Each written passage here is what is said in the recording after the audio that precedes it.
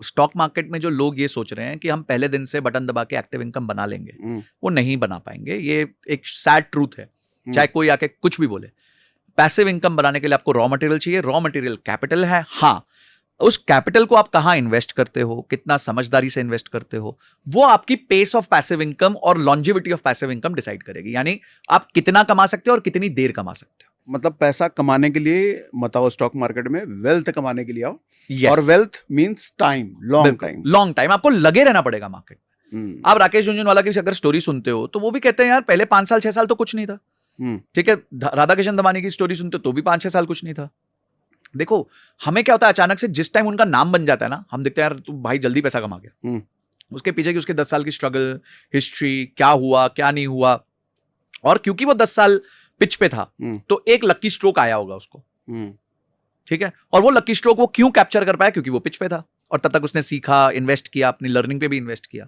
पर हमारे यहाँ लोगों को क्या चाहिए भाई, किसी को देख लिया इंस्टाग्राम पे यूट्यूब पे कि भाई ने बना लिया 2 करोड़ रुपए आज एक दिन में ट्रेडिंग करके स्टॉक मार्केट में, इलेक्शन वाले दिन, तो मैं भी बना लूंगा। अरे वो भाई 10 साल से बैठा है स्टॉक मार्केट में, तो एक उसको वो दिन मिला जब उसने वो 2 करोड़ रुपए बनाया। ऐसे कितने महीने गए होंगे जब उसने लॉस किया होगा, वो कोई नहीं देखता। राइट। तो दिस इज वो किसी ने कहा था ना कि सब मेरी जीत को देखते हैं, मेरे पाँव के छालों को नहीं देखते। हाँ, तो मेरे पाँव के छाले भी तो देखो ना भाई। राइट। अभी एक हम किसी से बात कर रहे थे, शाहरुख खान के साथ अमिताभ बच्चन की फोटो थी जी। मतलब अमिताभ बच्चन शाहरुख खान चेयर पे बैठा है और अमिताभ बच्चन कंधे पे रख के ऐसा है। तो उस फोटो को देख करके हम बात कर रहे थे, यार कैसा होता अगर शाहरुख खान अमिताभ बच्चन का बेटा होता। तो मैंने कहा फिर तो ये शाहरुख खान बन ही नहीं पाता कभी। सही कह रहे हो। मतलब शाहरुख खान का जो औहदा आज है वो कभी शाहरुख खान बन ही नहीं पाता अगर वो बेटा होता तो। बिल्कुल। कारण उसका ये है कि शाहरुख खान ने जितने बुरे मौसम के थपेड़े झेले हैं, yes. उसने उसको शाहरुख खान बनाया। बिल्कुल बिल्कुल। सेम वे ट्रेडर हो या इन्वेस्टर हो, बड़ा वेल्थ बुरे मौसम के थपेड़ों की वजह से बनता है। बिल्कुल, क्योंकि तब आप सर्वाइव करते हो। हाँ। तब आप एक्चुअली सीखी तो आपकी सीखने का टाइम तो तब आता है राइट। कि जब आपके मौसम खराब हो जाता है, विरुद्ध हो जाता है। बट शाहरुख खान को भी देख लो, पिछले 10 साल उसने कोई हिट्स नहीं दी, फिर उसकी जवान, पठान ये सब आ गई अचानक से और उसको एक वैल्यू दे गई। Right. उससे 7-8 साल पहले तो बहुत ही बुरा हाल था उसका। Exactly. कोई मूवी हिट नहीं हो रही थी। तो अगर वो 10 साल में एक्टिंग छोड़ देता तो फिर वो उसको जवान और पठान नहीं मिलती ना। तो आपको सक्सेस मिलने के लिए वो टाइम निकालना पड़ेगा। What is luck? Luck is a mixture of opportunity with preparedness. भगवान आपको अपॉर्चुनिटी दे दे पर आप प्रिपेयर्ड ही नहीं हो। आप प्रिपेयर्ड ही नहीं हो उस अपॉर्चुनिटी को खाने के लिए। आएगी अपॉर्चुनिटी, निकल जाएगी। मैं डॉली चाय वाला का इस पे एग्जांपल देता हूं। मैं उस आदमी को सल्यूट है। भाई को 14 साल लगे डॉली बनने में। वो रोज सुबह उठ के उतने ही एक्साइटमेंट से चाय बनाता है उतने ही एक्साइटमेंट से लोगों को चाय दे रहा है। कोई उसको जानता नहीं है, वहीं टपरी पे रोज आ रहा है, खड़ा है। एक दिन आया कि किसी ने उसको कैप्चर कर लिया, दूसरा दिन आया बिल गेट्स ने आके उससे चाय पी ली, अब तीसरा दिन आया है we know what he is today, he is a sensation. ठीक है, और आज भी अगर वो नागपुर में है तो he comes to his shop, वो चाय बनाता है, 2 घंटा लोगों के साथ बिताता है, क्योंकि वो अपना अस्तित्व नहीं छोड़ना चाहता। बहुत लोग है ना अपना अस्तित्व छोड़ देते हैं, जैसे ही वो फेमस हो जाएंगे वो छोड़ देंगे। पर उस आदमी का देखो 14 साल लग गए भाई को, 14 साल बाद वो डॉली बना है। तुम 14 महीने तो निकाल के दिखा दो पहले, 14 महीने छोड़ 14 दिन निकाल के दिखा दो पहले, बिना रिजल्ट के। उतने एक्साइटमेंट से उठ जाओगे। मतलब रोज सुबह उठ के उतने एक्साइटमेंट से पार्टिसिपेट करना कि अभी तक रिजल्ट नहीं आया, तो वो एक अलग चीज है। आपको देखो ट्रेडिंग हो, इन्वेस्टमेंट्स हो, it is not about skill. YouTube पे बहुत लोग हैं, आप भी बहुत अच्छे से स्किल दे रहे हो। आपकी लंबी लंबी वीडियोस SIPs के ऊपर, SWP के ऊपर, STP के ऊपर, कहाँ डालें, कैसे डालें, ETF ट्रेड सब कर रहे हो आप। वो वीडियो देख के एक आदमी सीख सकता है, पर मानसिकता कौन सिखाएगा? गेम तो मानसिकता का है ना। क्या आप तो बता रहे हो कि ये इंस्ट्रूमेंट है, इस तरह से 10 साल रुको, आप बताते हो कैलकुलेटर से बता देते हो 20 साल रुकोगे तो ये हो जाएगा, 30 साल रुकोगे तो ये हो जाएगा। सही बातें बता रहे हो आप, पर उनको रुकना नहीं ना 20-30 साल।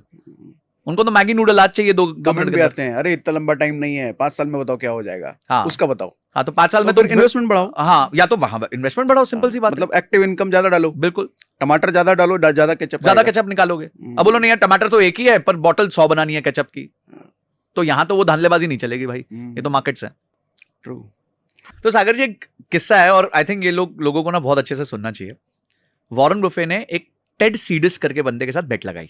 टेड सीडस जो hedge fund manager, hedge funds का काम क्या होता है, वो पोजीशंस लेते हैं, एक्टिवली काम करते हैं। ठीक है, तो 2000, ये थोड़ा सा इसको और डिटेल बताओ। हाँ, सो हेज फंड्स क्या होता है, जैसे एक फंड मैं हूं, मैंने किसी से लोगों से 100 करोड़ जमा कर लिया। आप जैसे दोस्त हैं जो भरोसा करते हैं यार संजय अच्छा रिटर्न्स कमा के दे सकता है, तो आपसे मैंने जमा कर लिए 100 करोड़ रुपए। अब उस 100 करोड़ रुपए को मैं मार्केट में ऑप्शंस कर रहा हूं, फ्यूचर्स कर रहा हूं, स्टॉक्स में इन्वेस्ट कर रहा हूं, तो हेज फंड कर रहा हूं, मैं पोजीशंस को हेज कर करके एक पोजीशन ले रहा हूं, मतलब एफएनओ में ट्रेड कर रहा हूं और आपको रिटर्न्स कमा के देने का वायदा कर रहा हूं। ठीक है, तो आप बोलते हो जी संजय जी तो बहुत अच्छे आदमी है, मैं अपना 100 करोड़ समझो सब दोस्तों यारों ने मिलकर 100 करोड़ संजय को दे दिया, तो मैं बन गया हेज फंड मैनेजर। ठीक है, आप बन गए हेज फंड इन्वेस्टर। तो वॉरेन बुफे ने टेड सीडर्स के साथ एक बेट लगाई, बोले देख आज 2007 का टाइम था, आई थिंक 7 या 8 का टाइम था, 10 साल की बेट है, मैं पैसिव फंड है वहां पे S&P 500 जो उनका इंडेक्स है, जैसे हमारा निफ्टी है, हाँ। उनका S&P 500 standard and poor 500 index, बोलता है मैं S&P 500 का पैसिव इंडेक्स फंड खरीद रहा हूं, वैनगार्ड करके कंपनी है जो दुनिया के सबसे बड़े पैसिव इनकम फंड चलाती है, तो मैं वैनगार्ड का S&P 500 का इंडेक्स फंड में पैसा डाल रहा हूं और तू भी उतना ही पैसा हेज फंड्स में डाल दे और उनको एक्टिवली मैनेज कर। इन दोनों के बीच में बेट हो गई।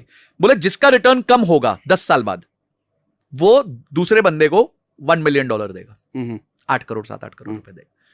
ठीक है जी, अब आप दोनों का नेचर ऑफ इन्वेस्टमेंट समझना। वॉरेन बुफे ने क्या किया, पैसिव, कि भैया मैं दिमाग नहीं लगाऊंगा, मैं तो S&P 500 में डाल, वो डाल के अपने दूसरे काम में पर चला कितने गया। समय की बेट हुई, 10 साल 10 साल की बेट थी। तो क्या पॉइंट है, क्वेश्चन वापस वही आ गया, ड्यूरेशन, लॉन्ग टाइम। मतलब वो आदमी छोटा सोचता ही नहीं ना, वो तो खेला ही 10-10 साल का, 20-20 साल का खेलता है। रिटर्न क्या निकला, आता हूं, तो ये एक्टिव फंड मतलब वो 10 साल 3650 दिन रोज का सर्कस था उसका, कभी कहीं डालो, कभी कहीं से निकालो, कभी कहीं डालो, कभी कहीं से निकालो। तो ये आदमी शांति से बैठा है और वो मुक्के मारे जा रहा है, ये शांति से बैठा है, ये मुक्के मारे जा रहा है। 10 साल बाद S&P 500 ने वॉरेन बुफे को रिटर्न दिया 86% के आसपास का, 86%, सालाना नहीं, टोटल हाँ। 10 साल का। ठीक है, मतलब 7-8% का रिटर्न, वहां बहुत बड़ी बात होती है 7-8%, क्योंकि पैसा आपको FD वहां पे अठन्नी पे मिलती है। हाँ। ठीक है, तो अब टेड सीडर्स की बारी आई उसने 10 साल में बनाए 22%, टोटल साल का नहीं, टोटल।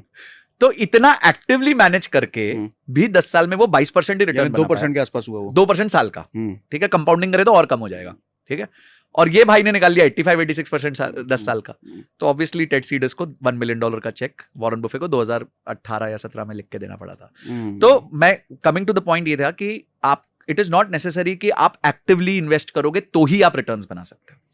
इसलिए वो क्या कहते हैं, मैं मेरे मरने के बाद, मरो उपरांत जिसे कहते हैं, मेरा जो पैसा होगा वो चुपचाप पैसिव इनकम फंड में डाल देना, कोई उसके साथ एक्टिविटी नहीं करना, क्योंकि मेरे को तो आता है स्टॉक सिलेक्शन। वॉरेन बुफे बोलते हैं मेरे को आता है स्टॉक सिलेक्शन, मैं लंबे बेट्स लेता हूं, 20-20 30-30 साल के बेट्स लेता हूं, पर मेरी वाइफ या मेरे बच्चे या मेरे उत्तराधिकारी हो सकता है उतना नॉलेज नहीं होगा उनको, तो उनके लिए आप मेरा पैसा पटक देना इंडेक्स फंड में। तो ये एक स्टोरी थी जिससे मैं बहुत इंस्पायर हुआ था कि भाई ज्यादा दिमाग नहीं लगाने की जरूरत, पैसा कमाना आसान है, हमें वो मजा नहीं चाहिए, असर चाहिए।